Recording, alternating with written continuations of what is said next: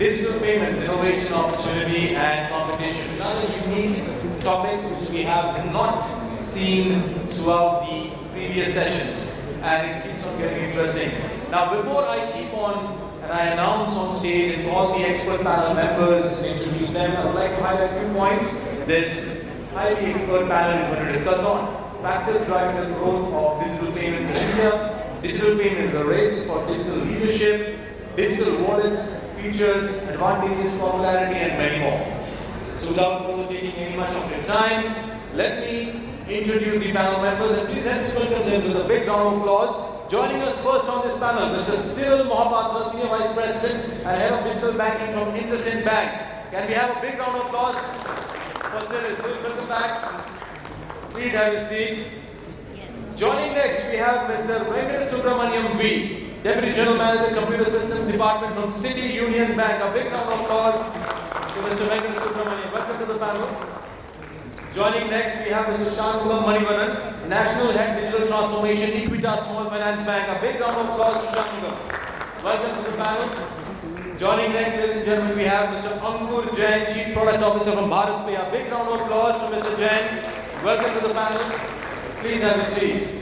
Joining next, Mr. Ashutosh Shirbhate, CIO, NSDL Payment Bank. A big round of applause for Ashutosh. Ashutosh, welcome to the panel. Please have a seat. Joining next, ladies and gentlemen, we have Mr. Vishwanath, Divya, AGM Marketing, India Post Payments Bank. A big round of applause to Vishwanath. Welcome to the panel, Vishwanath. Please have your seat. And now, ladies and gentlemen, our honorable moderator for this panel session, Mr. Jatinder Singh, COO from Fincare Small Finance Bank. A big round of applause to Mr. Singh. Welcome to the panel. Mr. Singh, all over to you, and looking forward to a great panel session. Well, a very good afternoon, ladies and gentlemen. And whenever we talk about digital payments, I think one of the first factors that comes to your mind is the revolution that today India has been able to bring in form of UPI. And that technology today has taken us leaps and bounds. And the world over, it's a very, very interesting phenomenon to be in. And subsequently, I think many things have happened. Now, credit card on UPI is another revolution, and I think we'll talk about it in the panel discussion. And thank you very much. I think welcome to all the esteemed speakers here. And we've got a very interesting mix of I would say fintech to the large private sector banks, to the small finance banks, and to the payments banks. So I think it's an interesting mix because the business models of all the three folks are going to be very different, and that's how it's going to be. So the way we like to do it, we have jot out some questions, and we'll have a open chat, and then we'll also open the house for questions which can be directed to any respective speaker that you would like. So my first question, and I would request Ashutosh to take the first question. What are the factors driving growth of digital payments in India?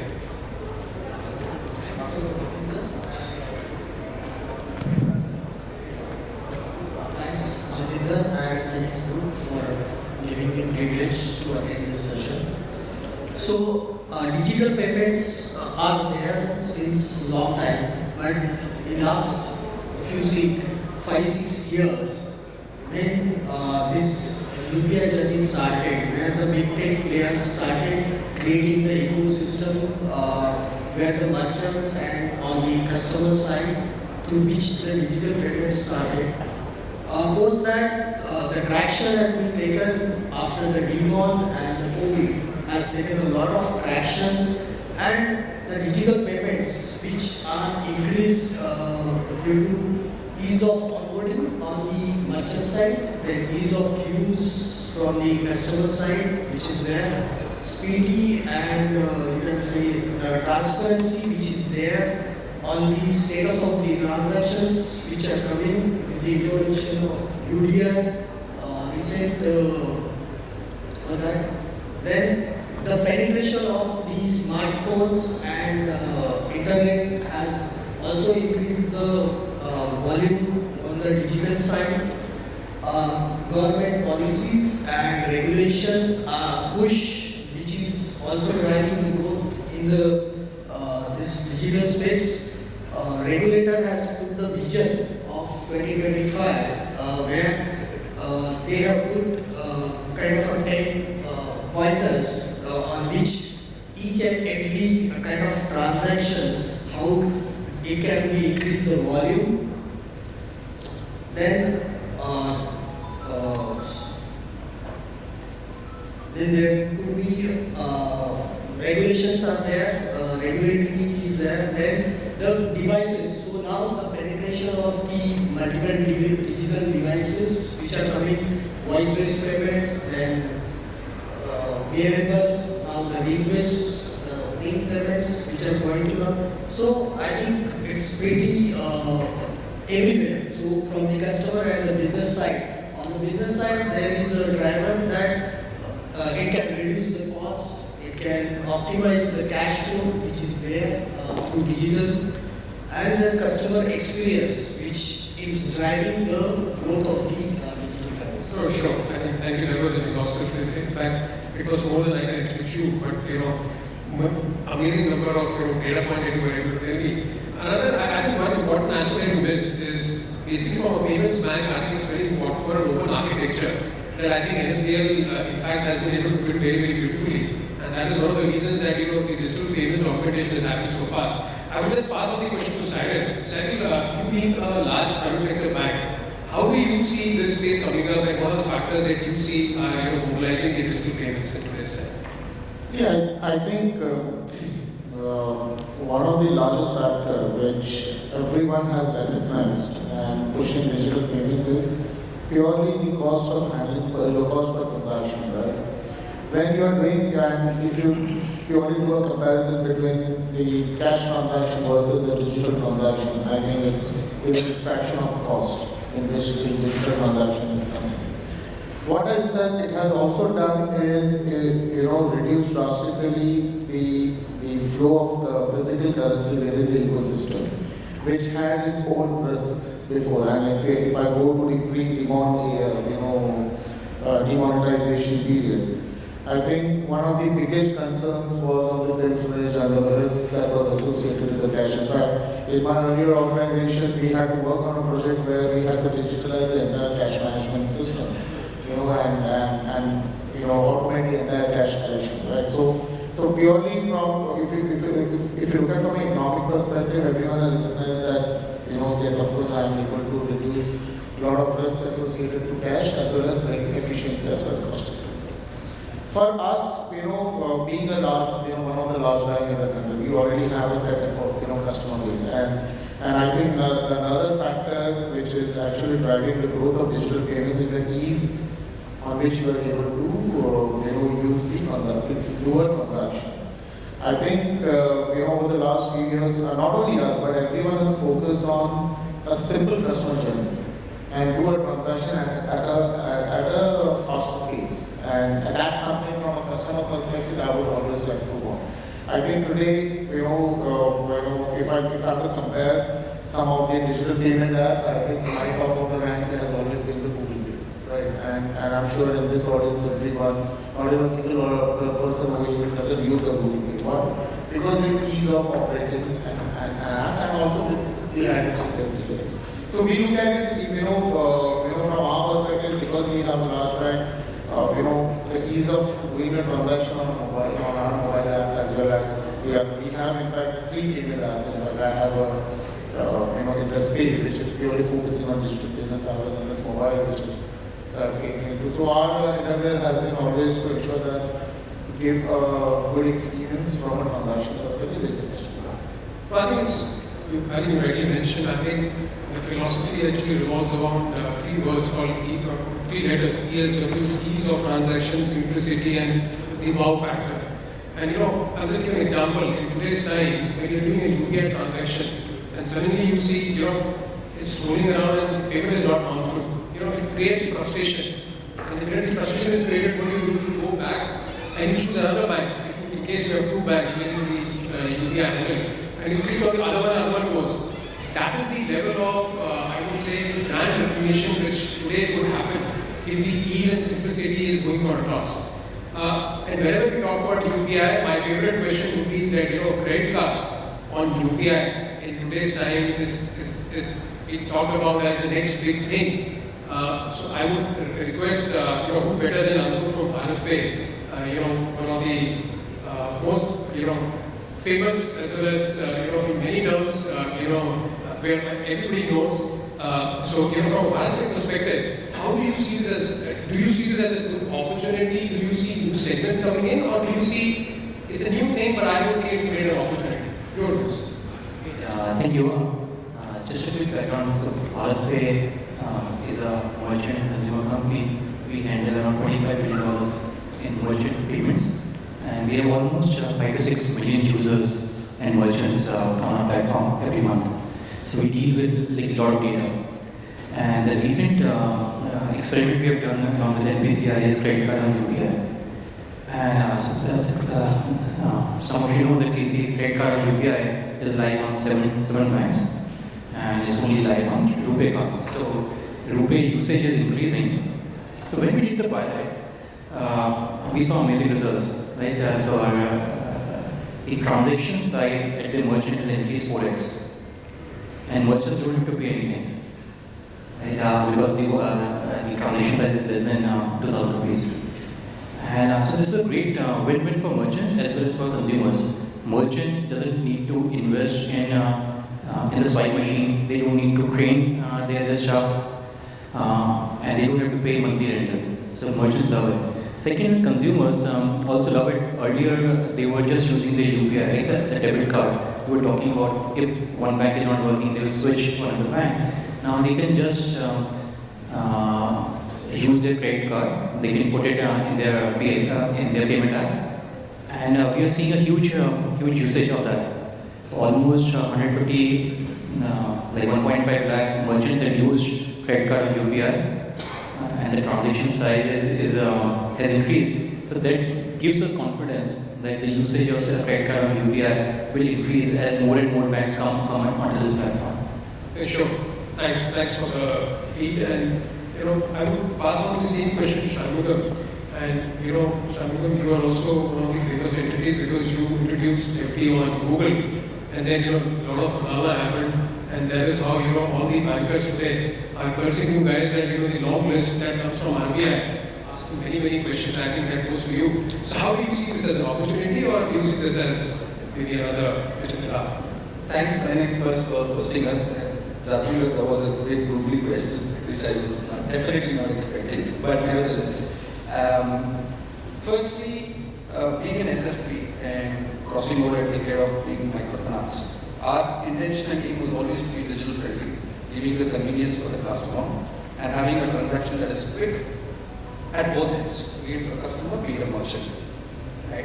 Having said that, bankers are good at a lot of things. Controlling, saving your money, ensuring there's enough protection on your account, mitigating risk, handling regulators. Those are our core strengths, right? But if you see the fintech revolution in the recent days, like Singh mentioned, the convenience of Google Pay, you can walk outside the road today without a wallet, but do you leave your phone behind? That's the question. Nobody does that anymore. You can travel to Singapore just with your phone, or any country for that matter. Now, having said that, fintechs, what they're good at is understanding customer sentiments, customers' behavior, and spending pattern, and what can they offer more that will entice them. With the power of bank at the back, ensuring there is safety, and there's a brand loyalty that gets given to a customer. I think fintechs are definitely helping us. And banks should give gateways for them. This way, you could focus on your core, saving the money, giving interest, lending more, be a part of financial inclusion across, and see how we could build a community that will help fintechs, customers, and banks. So at Equitas, we're very clear.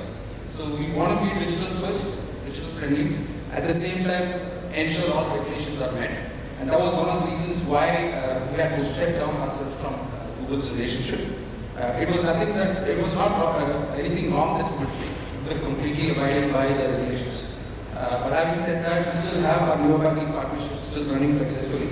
We are one of the fastest growing fintech neo-banking, which is under the name of NeoX and Neo Global. We also have one more tie-up with Frio, which is MoneyTap, which is Pay, Borrow, Save, and Neo is Invest and Save, underlying Equitas. No, sure. I think there are no two doubts about this that you guys are doing a wonderful job from a technology perspective. And in fact, my next question is to Venkat sir. Sir, how do you see in terms of, how do you see that the payment technology is evolving to meet today's challenges? So are the banks investing a good amount of time and energy into developing the technology, specifically from an open architecture perspective? Or are they still in the old ways of, ये मेरा customer base है, ये सब कुछ मेरा है, ये मेरे अंदर ही रहेगा? How do you see that? Thank you very much for the question. So actually, it is both actually. You can't, say that you can, ground yourself, and on the other side, can't do that. So there are challenges. IT is always a challenge. One way it is good and other way it is challenge. It's a nightmare for the IT team. Whenever the system goes down or any issue comes up. So we can segregate that into two aspects. One is customer convenience and what you offer to the customer. Another is the security. As I said, we are bound by regulations and at the same time you need to give confidence to the customer about the digital products which are being offered. If you see the history of journey of IT innovation, it starts from ledger posting machines to core banking and now digital payments. So more focus now is on the digital payments, not only on payments. In fact, many transactions are brought under digital, including your digital lending, and every aspect of transactions are end-to-end digital journey is being brought in. So definitely fintechs are playing a major role because customizing a core banking product is really very difficult to suit a very small product or customer expectation. It's very difficult. So in that part, I think fintech plays a major role in bringing in the technology as well as the microservices which being adopted by banks. So certainly there is a welcome support from fintechs which banks are leveraging. Earlier fintechs were looked at as competitors. Now I think banks are partnering with them, and it is a journey that both fintech and bank are going together actually. So in terms of security, if you see, of course, a lot of investments are being made by banks. Are they also putting in a lot of regulations in terms of security aspects? So it's a challenge, but at the same time, it is also convenience and the journey for everyone. Correct.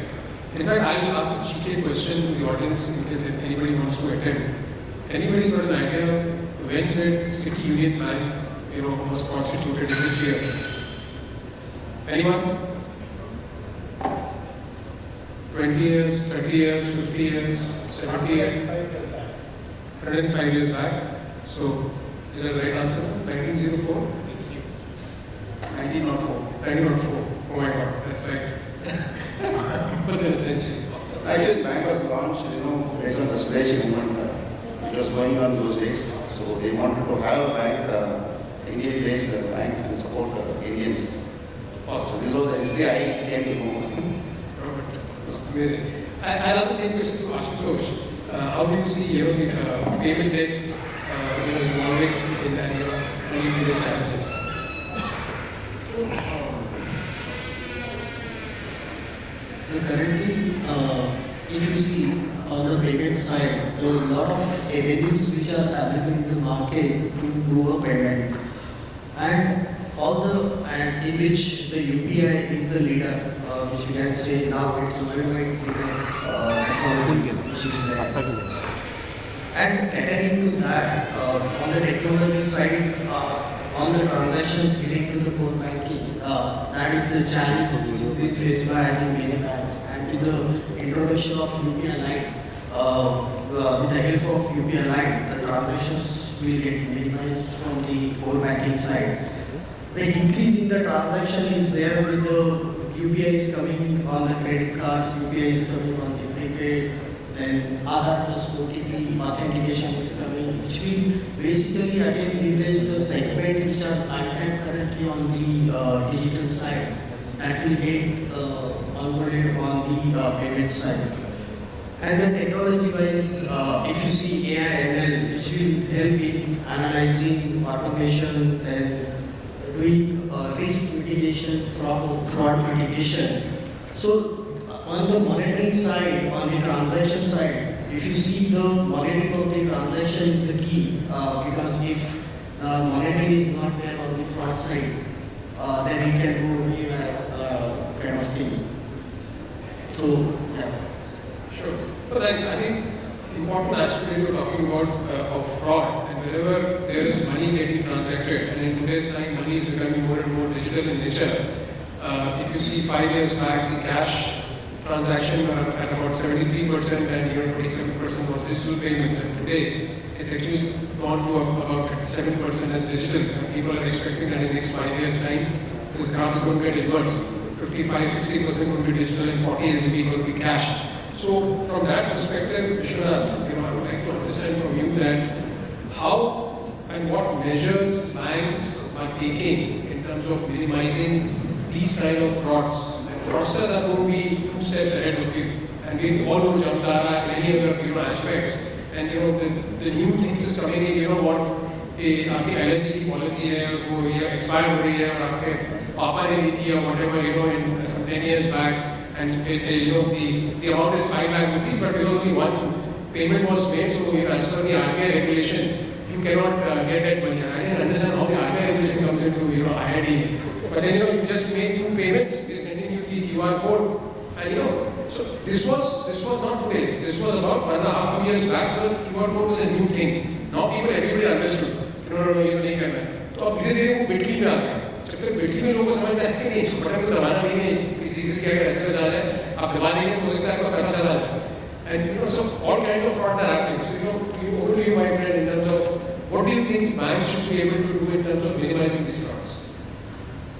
Thank you, sir. Good question, and we definitely have a big task at hand because we are very customer-facing down to the last mile as an India Post Payments Bank, a small brief for all who are aware of us. So we reach through 1.5 lakh post offices, to be precise 1.37 lakh post offices, and around 2 lakh postmen and Gramin Darasika who are day out on the field to serve the customer at their doorstep and in the vicinity wherever they are. So they are probably 2.5 kilometer radius from the average household in the country and are available since they belong to the same location many times. Now this scenario gives us advantage in terms of people having, and trust factor was always there because it's a part of India Post, which has a legacy of 160 years now, almost 120 years. So it is their generations of people have been serving these customers. Now that they have become a new age banker, they do carry a lot of responsibility in terms of making people financially literate as well as also aware about the fraud risk and what to do, what not to do. So what we do typically is, in terms of as a bank, we try to communicate with the customer in the one-on-one setup in kind of let's say post office or a camp mode where people can actually relate to the conversations in their own local dialect and giving the kind of scenario everybody can relate to these things happening around them in terms of like you said QR and between or the WhatsApp. Now things are going on and on. People are getting affected because of it. We have a dedicated team who works in communication, but we as a marketing team work on creating those content for people to easily grab the understanding about and take care of anything going wrong. Apart from that, sir, we have also got a couple of partners who help us doing the capacity building of the Gramin Dak Sevaks in terms of the understanding the subject matter and able to deliver it to the customer. So yes, we do have the fraud cases. There were certain cases in our bank where we saw people were using or misusing the digital accounts for money muling and stuff like that, and we were trying to figure it out, and we have now got kind of a better control of it. But yes, we do have interfaces which is direct, which is right there to the customer to access the information. If anything goes wrong, they are able to to just go back to the post office or the postman and get the resolution as a business. And dedicated numbers. Sure, thank you. I think one thing which I like about you is that the minute City Union Bank said that we are 110 years old, you just made a passing comment that we are 150 years old. So that's good to have. You need to have healthy competition. And who will be Shanmugam? Shanmugam, this question is more pertinent from a perspective that, as you mentioned, that about 15-20 lakh customers you already acquired through the new age platform, and you are, I would say one of the early banks who have taken the piece that fintech partnerships is also going to be very, very important. Now, in this piece, where he's mentioning about direct control, some kind of interface, what happens in your case? And how do you take that challenges? So, Jatinder, like you said, with convenience, ease of transaction comes fraud. It's underlying factor. And there's nothing that you can stop frauds completely. It's only the mitigants and controls that you can always implement. And this is an evolving story. It doesn't happen over a day. And this is for any financial institution trying to give a better customer experience and trying to protect the customer's transaction. At the end of the day, a genuine customer gets impacted for the right service at the right time, and at the same time, there is a fraudster who is actually misusing it. So, in terms of acquisition, like you said, like Ashutosh had mentioned, we also had some accounts which were not genuine. What we did was we were looking at patterns as to how this is happening. We are opening accounts using Aadhaar and PAN. And this is purely from an eKYC point of view. This is a half KYC account regulated. Now, over the course of onboarding, what we realized, the account is open and is valid for 1 year with a limited credit and debit limit that is maintained. But if a guy is able to open 100 accounts, right, he can do 10 rupees transaction or 100 rupee transaction each. So the volume and the span expands there. So that's where the crux, it's not about just acquiring customer, but how do we acquire the right customer. So with use of AI, what we actually implemented was to do a liveliness check, a facial match before I onboard the customer. So most of the banks try to do straight to video KYC where they onboard and then they do an AI. So what we did was we didn't want to stop the half KYC account opening. So before I onboard the customer, I basically take his photograph, I ensure he's live, I track his location, and then I match him with the Aadhaar photograph. So that was one of the controls, and secondly, what we did was we did a complete pan-India PIN code crunch. So we realized where are the pockets of PIN codes where there are mass accounts opening, and then we directly correlated it with the number of frauds and incidents that were coming. And then we were able to identify a pattern amongst banks where the SDRs were getting raised, and from regulatory perspective, what are the controls that could help the customer safeguard. As a next step, obviously our FRM, fraud prevention systems that we have has rules that have been evolved over time. Having said that, it's not zeroed out completely. It is still there, but I think as financial institutions, the knowledge sharing is always there, and I think there is a regulator involved, and it is just not about acquiring customers or doing business, but how well we can protect. So I think we are on the right track, and we will mitigate to an extent. No, sure. I think I completely agree with you. The fraudsters, of course, will be there. जहाँ रोशनी होगी वहाँ अंधेरा तो होगा ही होगा, और जहाँ अंधेरा वहीं से रोशनी की उम्मीद है, तो ये तो चलेगा, ये तो चलेगा। Otherwise it was as simple as कि हम आइए बैंक पे और अपने अकाउंट में चले जाइए, ऐसा होता नहीं है। Okay, great. And taking the cue from you, I think somewhere now what you're mentioning is that because of this we are doing that, because of that we are trying to do this, and this is where a lot of data, maybe the right word would be artificial intelligence and machine learning. And why I'm choosing these words, because these words are spoken in every forum. So I would like to now ask specific questions, and this is to you, Cyril, that are there any specific projects, and I want to have a specific answer. Are there any specific projects that your bank is trying to run, and specifically to utilize the artificial intelligence and machine learning? Maybe fraud is one aspect, but to augment business also you can do a lot of other stuff. So because we're talking about account aggregator, and you're talking about other things when you are at the backstage, if you can throw some light on this, it would be helpful. So I think specifically, while I will not name a particular project, but I'll tell you the initiative what we did as a bank is first get all the data from multiple sources into one single source. That should be a moment of truth, right? So we as a bank have invested heavily on enterprise data warehouse, which not only helps us to analyze the patterns of the transactions, but also helps us to generate more and more businesses. We have connected so far almost like 35 to 40 odd platforms through which we do either transactions or business. It can be a lending business, it can be account opening business, it can be car business, anything. But the entire data flow comes into this particular business. And then, depending upon the use cases and the number of scripts that we run, we have created dashboards for specific users, a specific business section, which gives them the entire holistic approach about a particular business or a particular transaction. So that's something that we have done. Additionally, what we have also done is basically we have a team which keeps on analyzing the patterns, and as Shanmugam said, that even we are doing that, which are the pockets that are having maximum, where we are getting maximum number of cases as far as fraud is concerned. What is the pattern that is coming out? So that kind of analysis is being carried out day out by our system. I think the larger point over here is that, especially in the digital payments, how do you create a right balance between security and convenience? I think while we are talking about using tools which are having artificial intelligence, machine learning, you have got nowadays these solutions which can be incorporated into the mobile apps. You have got SDKs which can get integrated with your app and prevents you to do any kind of usage of an application on a root device or anti-hooking functionality, etc. But at what cost, and what is that inconvenience that you're also causing to the customer?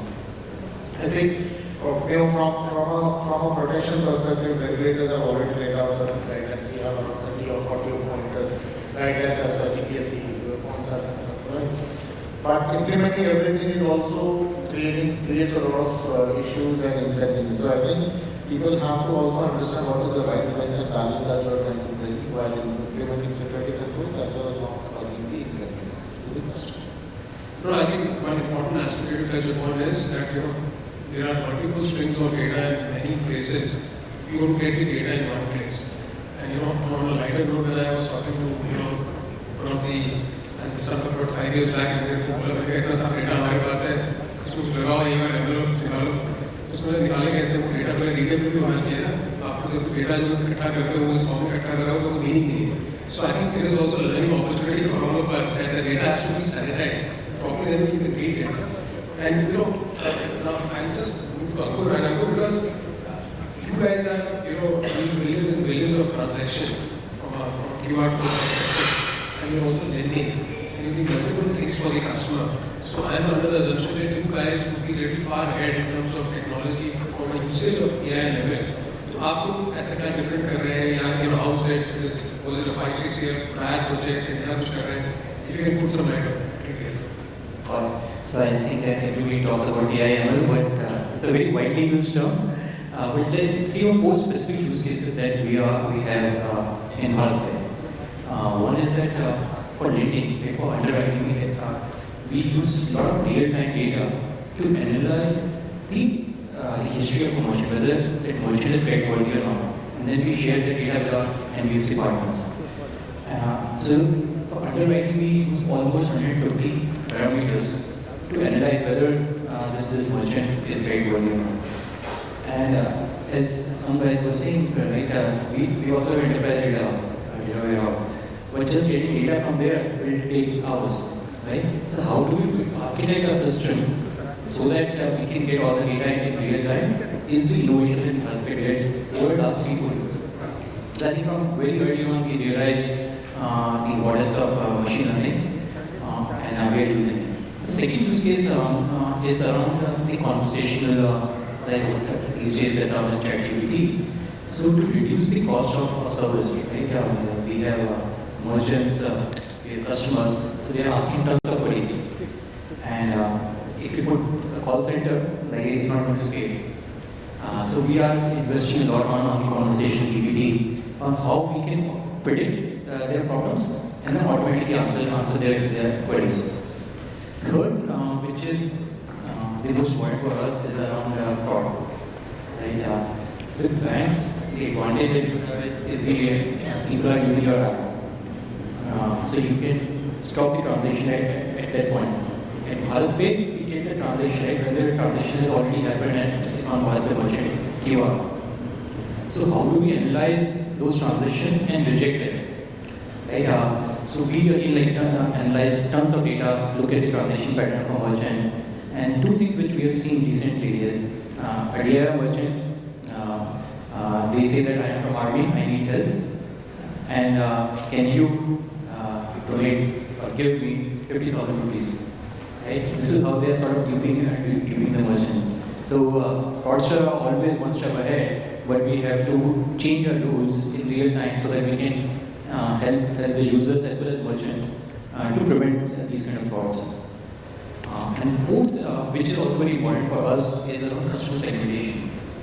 Right? How do we market and how do we cross-sell? So we use a lot of machine learning to segment our customer base, our merchant base, and cross-sell the right set of products. This reduces our customer acquisition cost significantly. If we just broadcast that hey, you can take X, Y, Z, it's not going to work. So again, the customer segmentation using AI and ML really helps in scaling our business. Sure, I think cost of customer acquisition is the most important thing, and if you're able to crack it down, I think the economics of the business also improves. At the same time, I think a lot of, you generally will get a lot of queries, a lot of calls in terms of help, and if you're able to automate that also through, and you use the word ChatGPT, and I think it's an interesting phenomenon. In today's time, you can see how the world banks on it, but I think something interesting is happening from the perspective of where we're looking at it right now. So, one thing I wanted to add to this is almost in early 2021, we started our chatbot journey. Right now, 70% of our inbound queries are handled automatically. Right? So this means that only 30% queries are escalated to a live agent. It has reduced our customer support costs significantly. Right? So AI/ML is not just a buzzword; it reduces the unit price. So it is an economic decision for us. I think, right? You're bang on, and I think we have a good amount of time. So I'll have one last question, and then we can throw the questions open for the audience in case they're interested to ask anything. My next question is to Vishwanath. And Vishwanath, the question is mobile or mobility and contactless payments. How do you see them as advantages or as disadvantages of the same technology? How does your bank look at it? Sir, this entire contactless payment, yes, it is a great user experience since we have seen it from the NFCs now to cards, interactive itself. And for bank like us, we are not yet there in terms of physical card, but we have virtual debit cards and stuff like that. But from the contactless point of concern, this gives flexibility, this gives control in terms of how much of limit that you can set for yourself, and it is saving your time because many times people are now the consumers have the demand of closing a transaction as minimum time as it can be. For example, if I have to quote myself, I go to the petrol bunk, I get the entire thing done in maybe 1.5 minutes from filling to payment and I'm out of the place. If the queue is not there, obviously that's not something dependent. But that gives a kind of advantage in terms of saving time, and since it is limited and the limits is being in your control, you are knowing that you can always use that much availability of the money for the payment of our. Contactless has got the issues of it, people are reporting on that, and a lot of people are deactivating those facilities in their cards. But I think that's again the way we have been discussing about people's perception about the risk and the ease of doing transactions. It has to exist to evolve. So that's the way to move forward. Sure. Venkat, what are your views on the same? Definitely contactless and helps everybody, makes life easier for everyone. In fact, from our side, what we did is last year we launched contactless payment through wearables. keychain and through a fitness watch. Yeah, so it happens.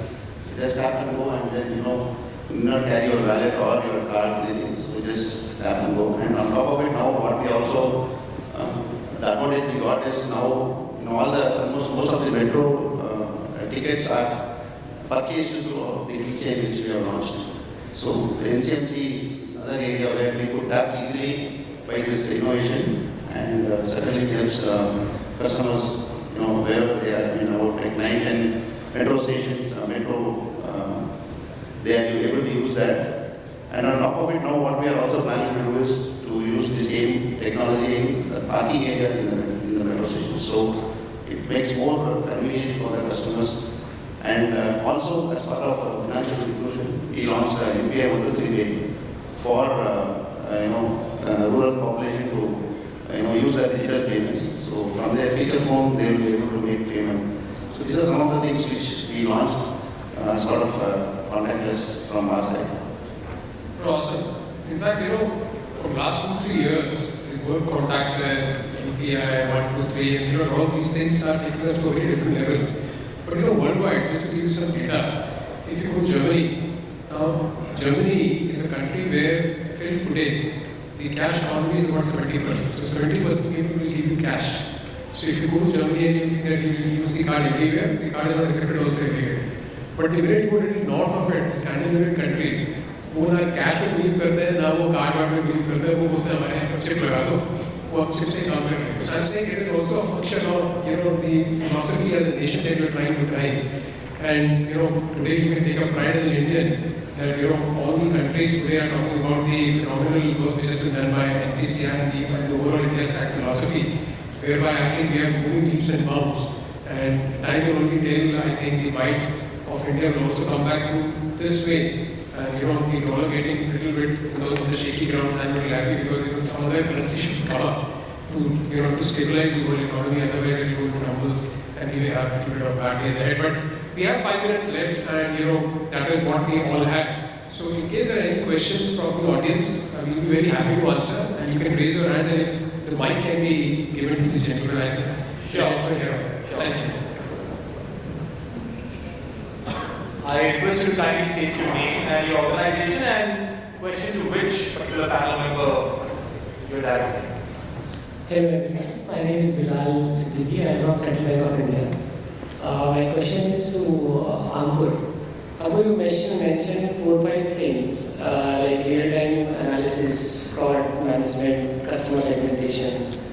This is a technology side question. You mentioned that you changed a bit of your architecture for doing the real-time analysis of the data.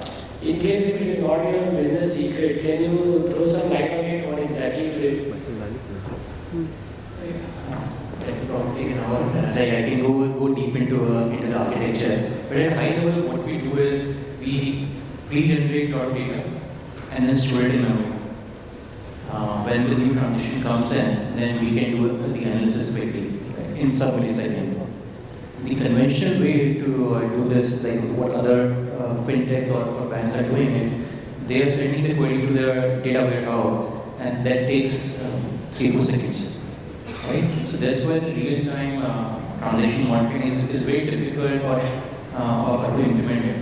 The consumer will have a very poor experience if they have to wait for 3-4 seconds of stand-up. So from us, the way we architected is a lot of analysis in memory. And I'm happy to go deeper into the tech architecture often. Just a secret, it's out in the market. So people will be able to copy that, right? Happy to help because this is going to help the ecosystem to evolve. Thank you. Any further question for our panel members? Kindly raise your hand.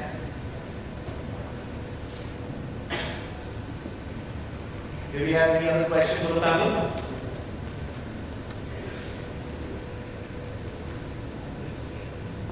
Right, so I think we can call it a wrap. Ladies and gentlemen, a big round of applause for this wonderful panel on digital payments, innovation, opportunity and competition.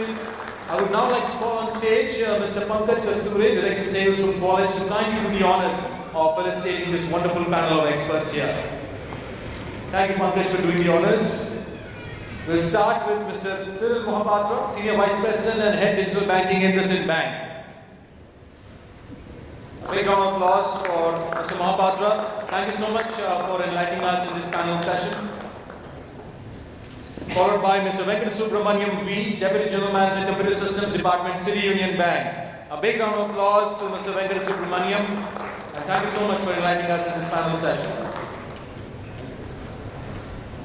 We move on next to Mr. Shanmugam Manivannan, National Head Digital Transformation, Equitas Small Finance Bank. Thank you so much, Shamugam, for enlightening us in this panel session.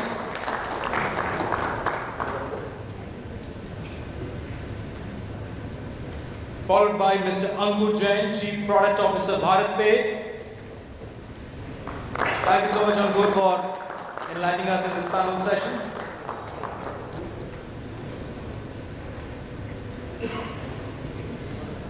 We move on to Mr. Ashutosh Shirbhate, CTO from NSDL Payments Bank. A big round of applause to Ashutosh. Ashutosh, thank you so much for enlightening us in this panel session.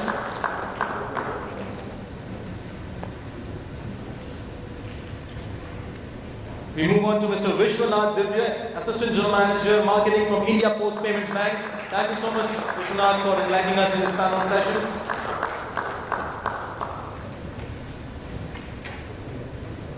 And our Honorable Moderator, Mr. Jatinder Singh, COO from Fincare Small Finance Bank.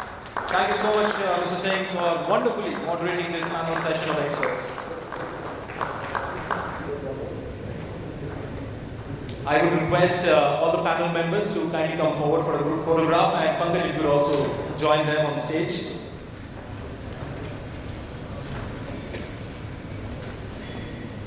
Ladies and gentlemen, one more round of applause for this wonderful